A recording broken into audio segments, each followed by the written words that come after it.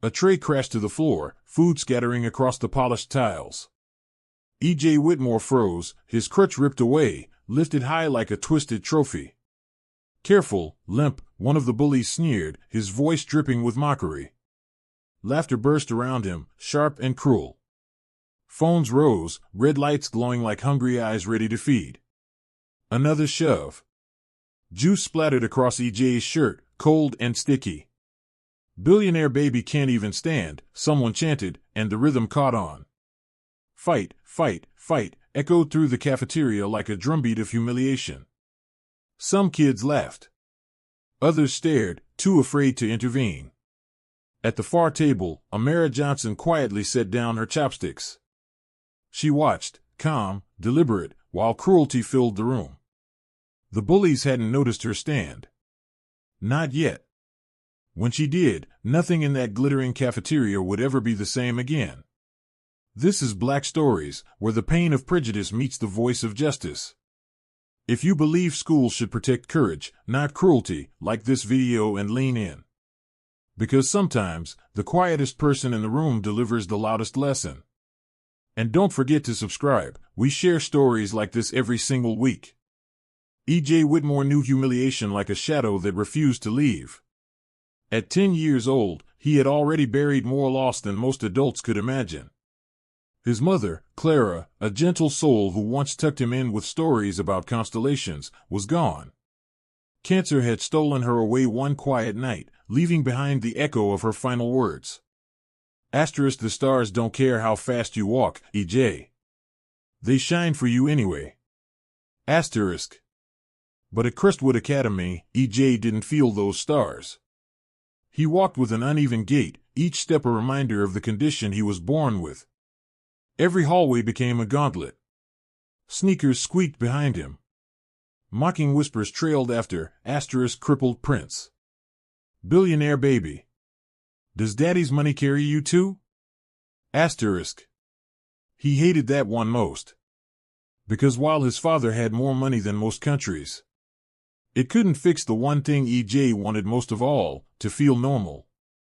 Richard Whitmore, billionaire CEO, tried to be a father. But he spoke in contracts and deadlines, not lullabies.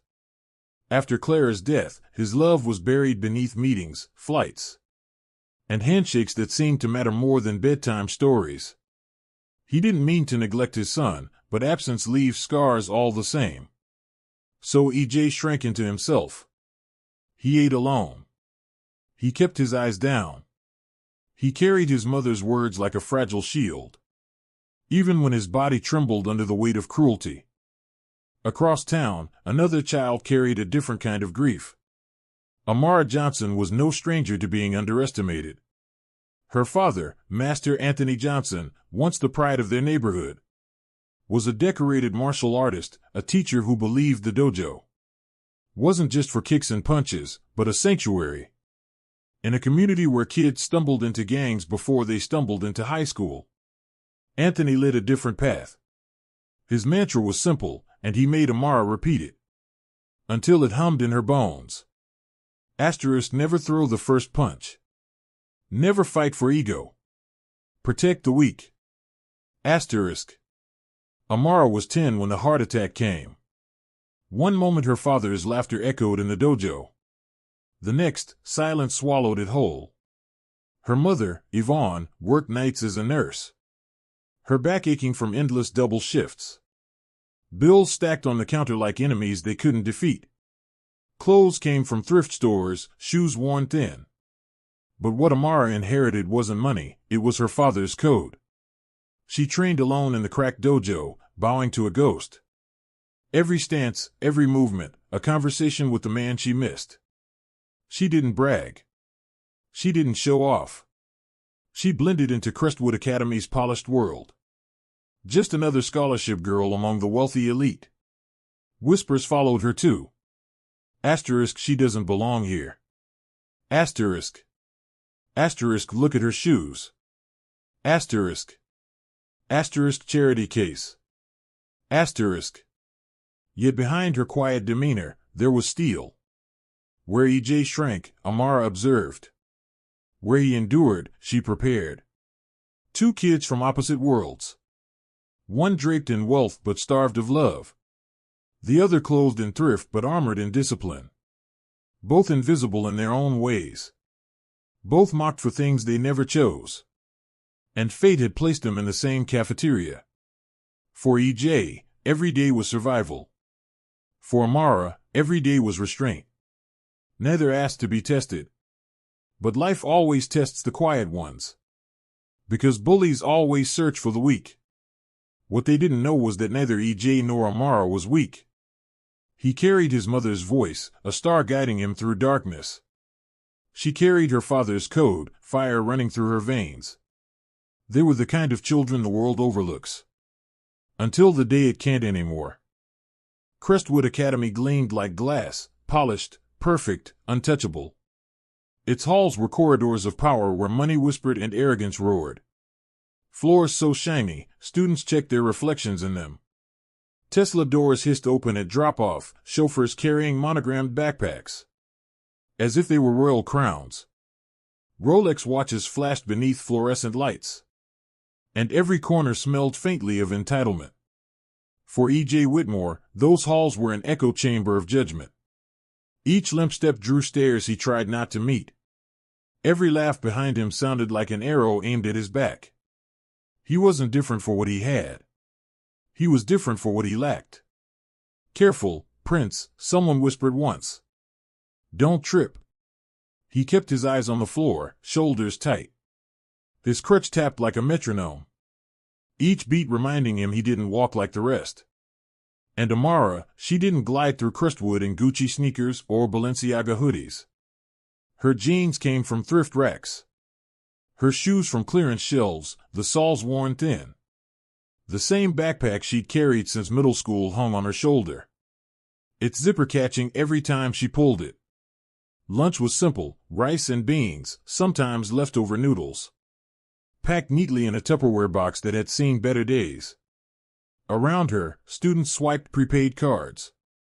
For sushi, pizza, or thick milkshakes. Her meal became a spotlight. Smells like broke, someone had sneered once. Phones recorded laughter. But not the calm steadiness in her hand as she kept eating, eyes never lifting. At Crestwood, wealth wasn't just currency, it was armor. EJ had it but didn't wear it. Amara didn't have it at all. Both walked unprotected through a kingdom built on status. And bullies feed on that. Jason Miller was Crestwood's self-proclaimed king. Blonde hair slicked back. Family name etched on the gym wall. Sneakers that cost more than some parents' monthly rent. His laugh was loud because no one dared silence it. His shadows, Connor Hale and Bryce Turner, followed close behind. Every insult he spat echoed as law. He didn't trip over cracks in the floor. Because the floor itself seemed to bend for him. He didn't eat in corners. Because the cafeteria revolved around his table. Kids jockeyed for a seat within his orbit. EJ was invisible until Jason decided otherwise. And Amara, she became a target the second she crossed their line of sight. The cafeteria was where hierarchy drew blood.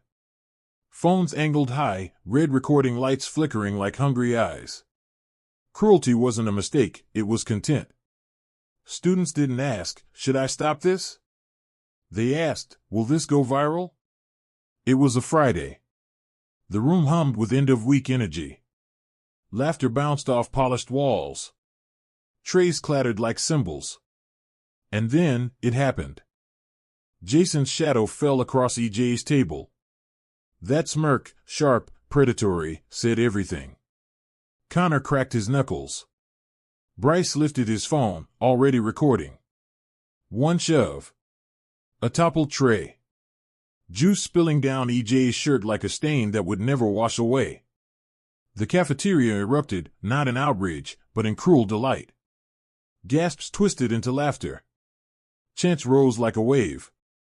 Amara's chopsticks froze midair. Her eyes locked on the scene. The battlefield was drawn. Jason's hand slammed against EJ's chest, sending him stumbling backward. The tray crashed, milk exploding across the tiles like white fire. Laughter roared. Phones tilted higher, catching every second. Fight! Fight! Fight! The chant pounded through the air, relentless. EJ's fingers trembled as he reached for his crutch. But Connor snatched it first, waving it high like a trophy. "Who wants it?" he jeered. The crowd howled. Some leaned forward, desperate for spectacle. Others hid behind uneasy smiles, afraid to be next if they didn't laugh. The cafeteria wasn't a lunchroom anymore. It was an arena. EJ's shoulders curled. His breath came short and sharp. He wanted to vanish. But then, Amara moved. She didn't rush. Didn't shout. She rose from her corner table. Each step deliberate, her face unreadable, chopsticks still in her hand. She walked through the chaos like someone stepping into the eye of a storm. At first, no one noticed. All phones pointed toward EJ, the billionaire's son, humiliated. Then Jason caught her movement in his peripheral vision. His grin widened. "Well, look who it is, the charity girl." Connor lifted the crutch higher. "You his bodyguard now? Gonna limp with him too?" Laughter detonated. But Amara didn't flinch.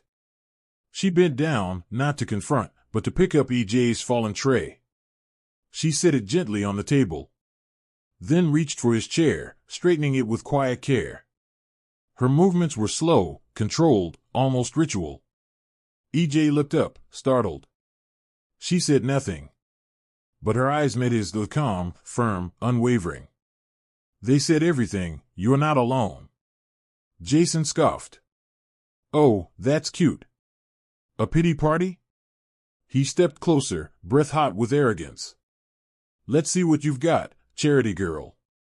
He shoved EJ again, harder this time. EJ staggered, arms flailing. But before he could fall, Amara caught him. One steady hand on his shoulder. The cafeteria hushed. Jason laughed, mistaking silence for fear. "You want to fight?" he taunted. "Come on. Show us something." His fist drew back, tight, white-knuckled. Gasps rippled. EJ whispered, panic trembling in his voice.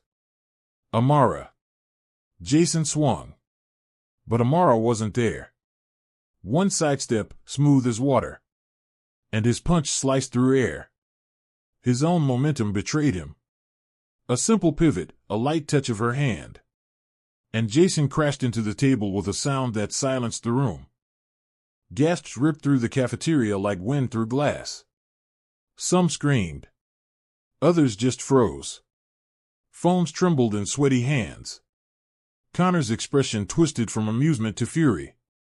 He lunged, a wall of muscle, swinging his leg in a wild kick aimed at EJ. But Amara was faster. Her movements were lightning disguised as grace.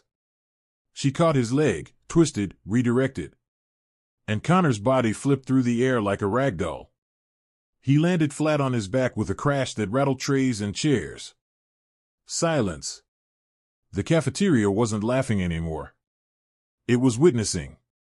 And for the first time that year, EJ Whitmore stood tall.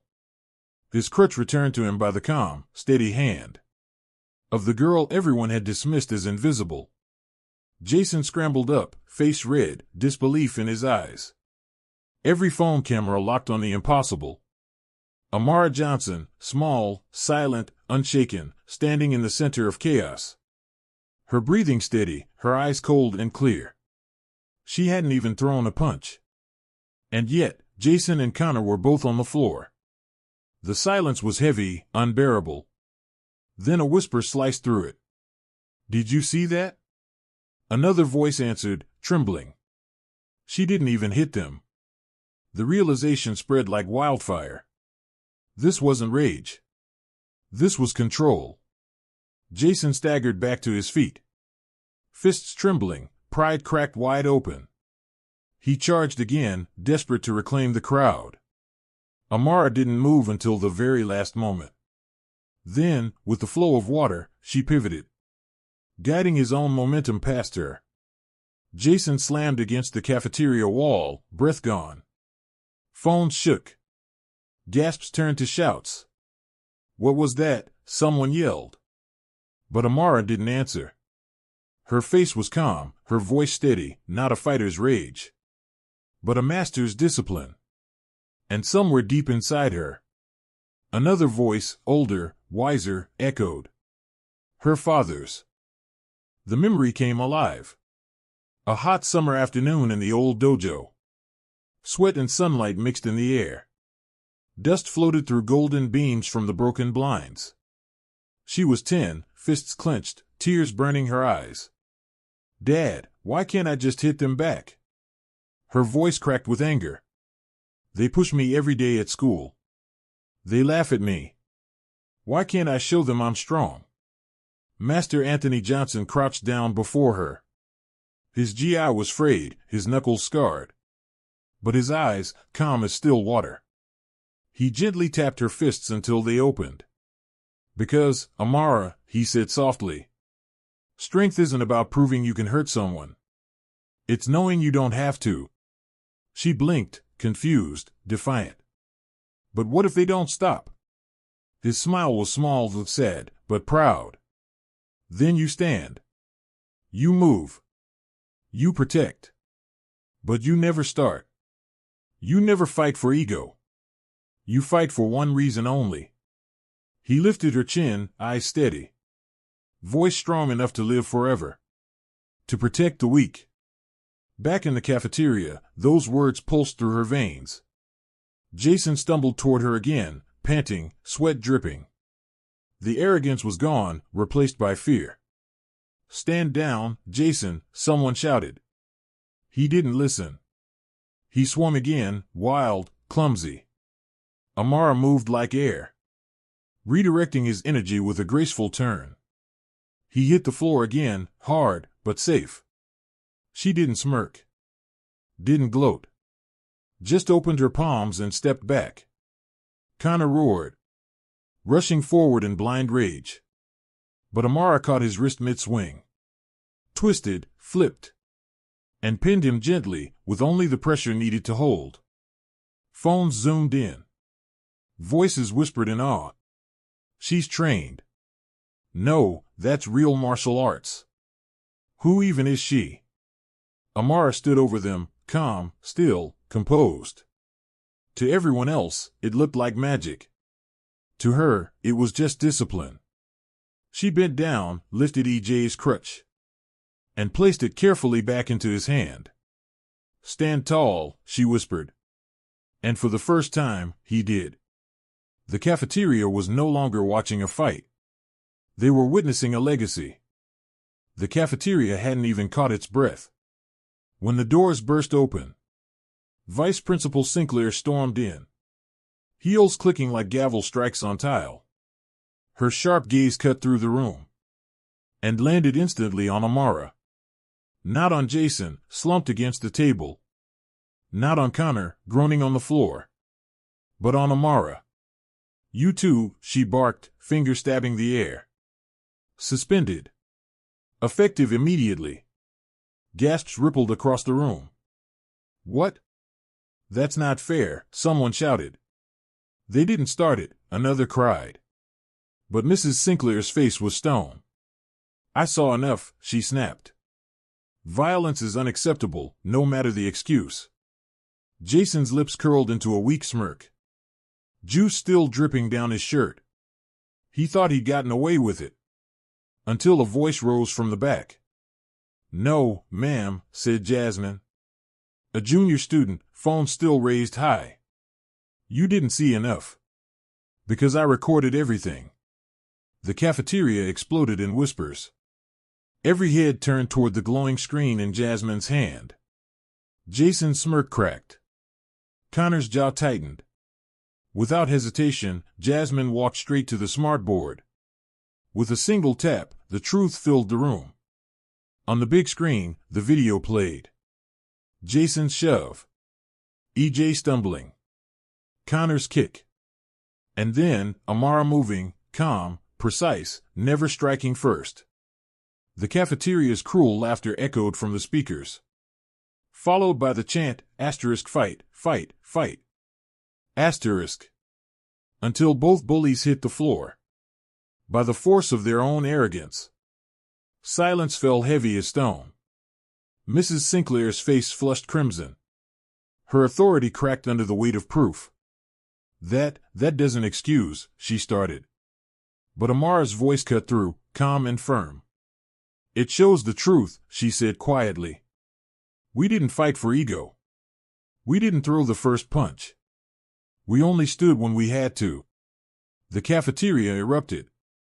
Applause, cheers, even a few tears. From kids who knew too well what it felt like to be cornered. Justice, someone shouted. Play it again, another yelled. Phones turned. Now recording Mrs. Sinclair herself. As her composure slipped away. Jason tried to rise again. His pride gasping for one last breath. This isn't over, he growled, pointing at Amara. But EJ, standing tall beside her, his crutch steady in his grip, finally spoke. His voice shook at first, then grew strong enough to silence the room. Yes, it is. The cafeteria froze. EJ Whitmore, the boy who had never spoken back, never stood for himself, had just ended the battle with 4 quiet words. The chant returned. But this time, not for a fight. It pulsed with something new, truth. Justice. Justice. Justice. Amara didn't gloat. She didn't smile. She simply rested a hand on EJ's shoulder. And whispered again. Stand tall. And he did. For the first time. Crestwood Academy's cafeteria wasn't ruled by arrogance or cruelty. It was ruled by discipline. By truth. By 2 kids who refused to break. By nightfall. The fight wasn't Crestwood's secret anymore. It hit Instagram first. A shaky 40-second clip. With the caption. Asterisk charity girl just folded the school bullies. Does discipline beat arrogance? Asterisk. Within an hour, TikTok had edits. Slow-motion replays of Jason's missed punch. Music swelling as Amara pivoted. The crowd gasping in disbelief. Comments flooded in. Asterisk bro, she's a weapon. Asterisk. Asterisk notice how she never swung first, that's discipline. Asterisk. Asterisk girl just humbled Crestwood's golden boys in 10 seconds flat. Asterisk. By midnight, it spread to Twitter. Hashtags trended worldwide. Hashtag stand tall, hashtag Amara Johnson, hashtag discipline over arrogance. Even local news anchors couldn't ignore it. The 6 o'clock segment replayed the cafeteria footage. Alongside an old photo unearthed by someone online. A young Amara bowing in a cracked dojo. Her father, Master Anthony Johnson, smiling behind her. Tonight, the anchor announced. A scholarship student defended a classmate against bullies. At Crestwood Academy. But the world is now learning. She's not just any student. She's the daughter of a man. Many in Detroit still remember. A martial arts instructor. Who taught generations of children discipline, confidence, and respect. The broadcast cut back to the clip. Amara returning EJ's crutch, whispering. Stand tall. Millions replayed that moment. Millions quoted it. For kids who'd been mocked. For parents who'd prayed their children would find courage. It was more than a cafeteria fight. It was a lesson. But the biggest change didn't happen online. It happened miles above the city. Inside a glass penthouse overlooking the skyline.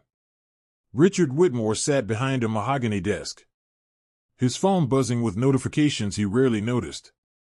He was mid-email, a merger, a contract, a world of numbers. When a headline slid across his screen. Asterisk billionaire's son targeted by bullies. Watch who stands up for him. Asterisk. He almost ignored it. Then he saw the freeze frame. EJ's crutch raised high like a trophy. He clicked play. The cafeteria spilled from the screen. The shove, the laughter, the chant. He saw his son's shoulders curl inward. The same posture he'd noticed for months. And dismissed as shyness. Then the girl appeared. Amara was calm, centered, the chaos folding around her like waves retreating from the shore. She didn't hit. She redirected. Every move was purpose, not rage. And when she returned the crutch to EJ's hand, Richard heard a voice he hadn't remembered in years. Clara's voice. Asterisk, the stars don't care how fast you walk, EJ. They shine for you anyway. Asterisk. He replayed the clip, slower this time. He watched EJ rise, his son standing taller than fear itself. And when EJ said, "Yes, it is," Richard felt something inside him fracture. The hard shell of distance he'd built for years. The room around him was silent. Only the sound of the video echoed softly. The roar of a crowd cheering courage over cruelty. He scrolled through the comments, the captions, the tags. And one name appeared again and again. Amara Johnson. A few clicks later, a photo surfaced. A cracked dojo floor. A man in a worn GI, smiling beside a younger Amara. Master Anthony Johnson. Community posts followed. Tributes filled with words like discipline, respect, protect the weak. Richard set the phone down. But for once, didn't reach for another email. He reached for memory. The missed therapy sessions, the forgotten recitals. The countless nights he told himself, "I'm providing." All while EJ learned to be small. He picked up his phone again. Typed. Deleted. Typed again. Then finally, sent. Proud of you. I'm on my way, asterisk asterisk. He paused. Then added a second message. To his assistant. Cancel the 3 p.m. meeting. Reschedule the board. I'm going to Crestwood, asterisk asterisk. The car cut through the city's late-day traffic. Richard watched the clip again. This time, with the sound off. Without noise, it was all body language. A girl choosing control over spectacle. A boy choosing to stand instead of hide. At a red light, he opened a blank note. And typed 2 lines. Ask, don't assume. Support what already exists. For once, he wasn't planning a press conference, a donation, or a headline. He was planning to listen. To his son. To the girl who had given him something no amount of wealth could ever buy. Perspective. When the car stopped at Crestwood, Richard stepped out, his reflection glinting in the tinted door. He didn't walk in with the weight of his title. He walked in as a father. The next morning, Crestwood Academy's cafeteria wasn't a lunchroom anymore. It was a courtroom. A reckoning. Jason Miller and Connor Hale shuffled in. Their swagger gone, shoulders bowed. Their parents followed, wrapped in pearls and pride. Faces tight with the humiliation that money couldn't disguise. Phones rose instantly. Everyone knew history was about to happen. At the front, Principal Harrington stood. Suit pressed, papers trembling in his hands. He cleared his throat. Yesterday's incident, he began, has received widespread attention. A ripple of laughter ran through the students. Even the teachers hiding in the back couldn't quite hide their smiles. Video evidence, Harrington continued, has made the truth clear. The altercation was not initiated by Amara Johnson or Elijah Whitmore. They acted in defense. And with restraint. The words landed heavy. A wave of applause swept the room, rising into thunder. Jason's face flushed red. Connor's jaw locked tight. Cameras captured every flicker of shame. Jason. Connor, the principal said, his tone sharp. Your families have insisted you take responsibility. Jason's father gave him a firm shove forward. Jason swallowed, voice cracking. I'm sorry, he muttered. He looked at EJ, then at Amara. We shouldn't have mocked you. We shouldn't have pushed you. You didn't deserve that. Connor followed, stiff, ashamed. We embarrassed ourselves. And our families. The cafeteria held its breath. But Amara didn't nod. Didn't smile. She rose from her seat, calm and steady. Presence sharper than any blade. Don't just apologize to us, she said evenly. Apologize to everyone you mocked. Everyone you made feel small. Because we weren't your first targets. Just your last.